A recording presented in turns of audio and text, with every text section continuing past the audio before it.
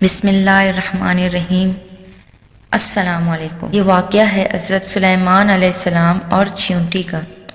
ایک دن حضرت سلیمان علیہ السلام نہر کے کنارے بیٹھے ہوئے تھے کہ ان کی نگاہ ایک چیونٹی پر پڑی جو گیہوں کا ایک دانہ منہ میں لیے ہوئے نہر کی طرف چلی جا رہی تھی۔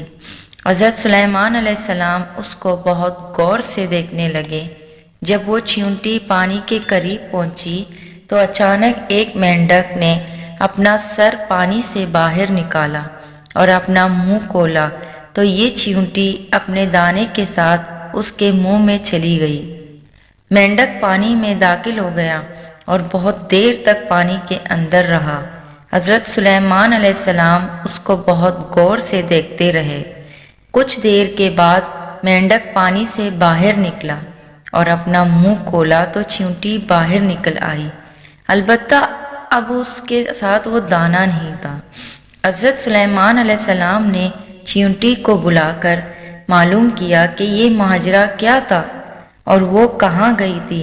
چیونٹی نے بتایا، اے اللہ کے نبی، آپ جو نہر کی تہہ میں ایک بڑا کھوکھلا پتھر دیکھ رہے ہیں، اس کے اندر بہت سے اندھے کیڑے مکوڑے رہتے ہیں۔ اللہ تعالیٰ نے ان کو وہاں پیدا فرمایا ہے، وہ وہاں سے روزی تلاش کرنے کے لیے باہر نکل نہیں سکتے، تو اللہ تعالیٰ نے مجھے اس کی روزی کا وکیل بنایا ہے۔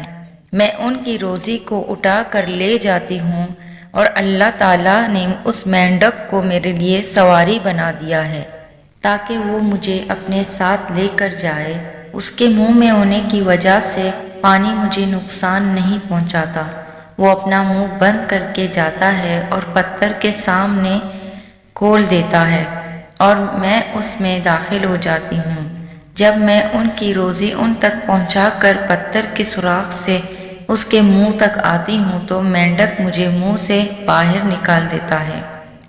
حضرت سلیمان علیہ السلام نے کہا، کیا تو نے ان کیڑوں کی کسی تسبیح کو سنا ہے؟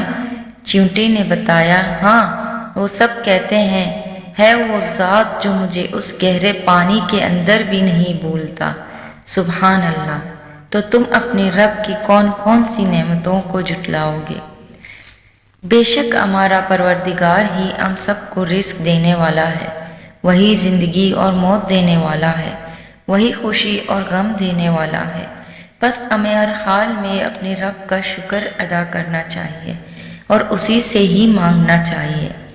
پلیز ہمارے چینل کو سبسکرائب کریں اور زیادہ سے زیادہ شیئر کریں۔ اللہ حافظ۔